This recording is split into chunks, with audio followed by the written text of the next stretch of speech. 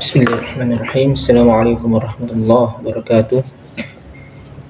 Alhamdulillah, puji syukur kita panjatkan kehadirat Allah Subhanahu wa taala yang telah memberikan kita kesehatan, kesempatan sehingga kita dapat bertemu kembali dalam mata kuliah kita pada hari ini. Kemudian salawat serta salam kita kirimkan kepada Nabiullah Muhammad sallallahu alaihi wasallam. Allahumma salli ala sayyidina Muhammad wa ala ali sayyidina Muhammad. Baik, pada kesempatan ini insyaallah saya akan memberikan sedikit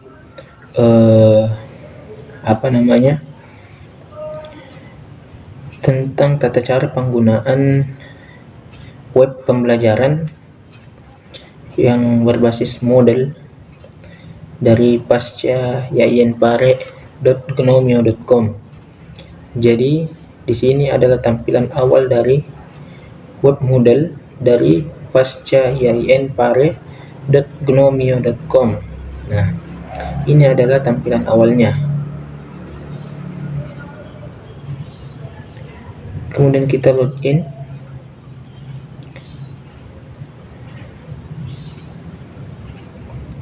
Nah, kita sudah login pada model pasca.yainpare.gnomio.com. Ini adalah kursus kita,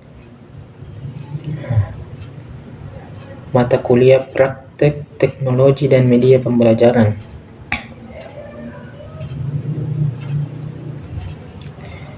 Pada sebelah kanan ini ada profil. Ada profil kita. Nah, ini adalah profil kita. Di sini jelaskan tentang detail pengguna. Nah, di sini ada email, negara, kota, kemudian zona waktu dan lain-lain. Nah, di sini bisa kita memberikan foto ya. Kita bisa memberikan foto kita. Nah, di sini kalau kita mau mengganti foto, ubah profil misalnya.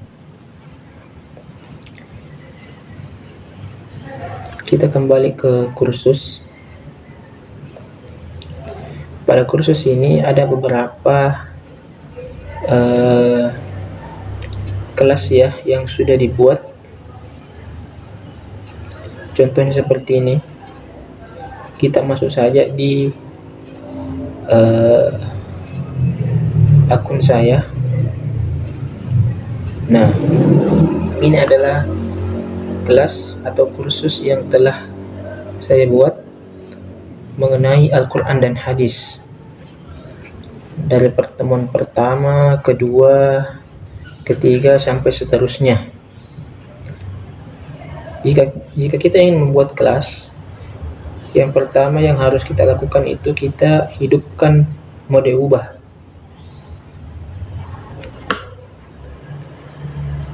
Nah, mode ubah. Dan bagaimana cara kita membuat pertemuan atau topik? Di sini ada gambar pensil. Nah, kalau kita mau mengubah atau mengedit judulnya, kita klik saja. Nah, kita bisa ubah di sini. Nah, di sini saya masukkan kontrak belajar. Nah, dan saya juga sini masukkan berkas. Bagaimana cara kita masukkan berkas? Kita tambahkan aktivitas atau sumber. Nah, di sini kita bisa pilih yang mana saja yang mau kita tambahkan. Ada berkas, folder, buku, halaman, dan lain sebagainya.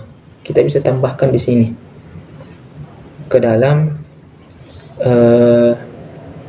topik kita tadi atau pertemuan kita tadi. Contohnya tadi misalnya berkas. Kita klik saja berkas. Nah, di sini telah masuk ya. Nah, cara untuk misalnya menemukan berkas atau mengupload berkas yang ingin kita masukkan ke dalam topik tadi itu, di sini ada tempat untuk memasukkan berkas. Nah, kita klik saja ini tambahkan. kita klik saja tambahkan, kemudian pilih file. Nah, di sini kita cari berkas-berkas apa saja yang ingin kita masukkan.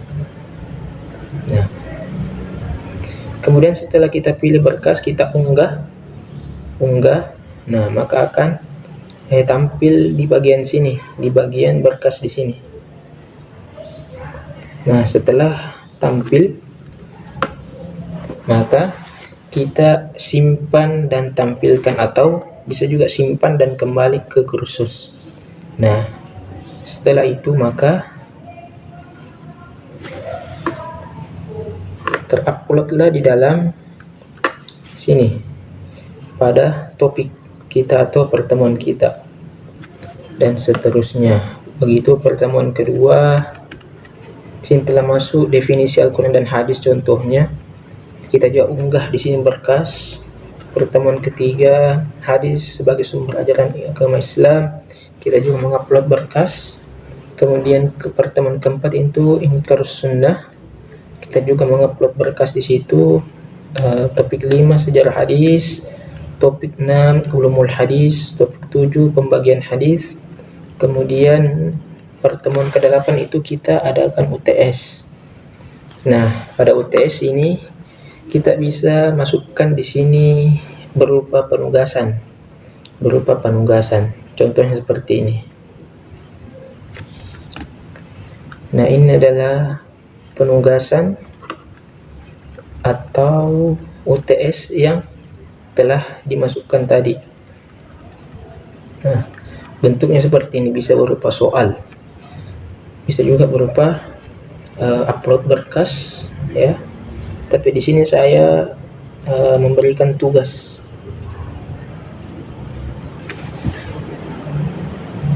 Baik, itu tadi UTS. Kemudian kita masuk pada pertemuan ke-9 itu hadis sahih. Kemudian pertemuan ke-10 itu hadis doif. Nah, di sini saya masukkan URL atau web. Nah, bisa kita klik. Nah, cara melihat penjelasannya tentang mengenai hadis doif itu, kita bisa klik web atau tautan yang telah kita masukkan tadi ke dalam pertemuan kita itu. Jika kita klik, maka langsung masuk ke webnya. Nah, di sini telah ada pembelajaran yang berkaitan dengan pertemuan kita tadi itu yang mengenai hadis doif. Nah, seperti ini. Ini adalah web atau alamat link yang berupa blogger, yang dimana kita di situ memasukkan pelajaran-pelajaran yang bisa nanti diupload ke dalam Moodle itu sendiri. Nah, seperti itu. Kemudian hadis maudhu, kemudian pengenalan mukharrij atau perawi hadis. Kemudian pertemuan ke-13 itu takrij hadis. Nah, di sini takrij hadis kita pakai memasukkan, nah ini kita memasukkan materi di sini. Nah, takrij hadis.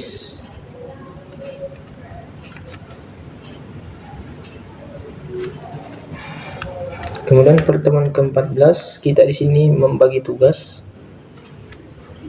Kita memberikan tugas. Nah, tugas individu. Di sini tugasnya itu membuat resume materi dari pembelajaran pertama sampai materi terakhir minimal 100.000 kata. Nah, kita di sini tambahkan topik diskusi. Kalau kita mau mengumpulkan tugas, tambahkan topik diskusi. Kemudian di sini kita isi saja misal resume materi, dan di sini kita bisa mengupload baik bisa ketikan langsung ataupun bisa juga kita masukkan berkas di sini. Berkas atau kita ketik sendiri. Nah, kemudian pertemuan terakhir itu kita adakan UAS. UASnya di sini berupa kuis. Kita buka saja kuisnya. Nah, kuisnya seperti ini. Nah, kita bisa setting di sini waktu pengerjaannya itu 3 jam 10 menit. Itu di penilaian itu nilai tertinggi, nilai kelulusan itu 8, KKM-nya 8 dari 10. Bisa juga 80 dari 100. Nah, di sini bisa kita lihat kuisnya. Nah, kuis dengan batasan waktu. Nah, sini mengerjakan kuis Anda dibatasi waktu 3 jam 10 menit. Jadi saat kita mulai itu penghitungan waktu akan dimulai menghitung mundur dan tidak dapat dijeda. Nah, jadi kita harus menyelesaikan ini tugas ini atau kuis ini sebelum kadaluarsa. Jika kita mulai mengerjakan, maka otomatis UAS itu atau kuis itu akan otomatis berjalan dan waktunya itu menghitung mundur dan tidak dapat dijeda. Nah, seperti itu.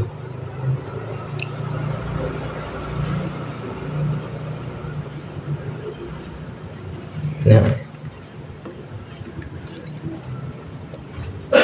inilah beberapa pertemuan dari kelas kita atau kursus kita. Bisa kita tutup di sini. Jika selesai tadi pengeditan, hal-hal apa yang kita mau masukkan, kita kembali matikan mode ubah. Nah, maka peserta didik sudah siap untuk menerima pembelajaran. Baik, mungkin itu saja yang sempat saya sampaikan. Terima kasih atas perhatian. Assalamualaikum warahmatullahi wabarakatuh.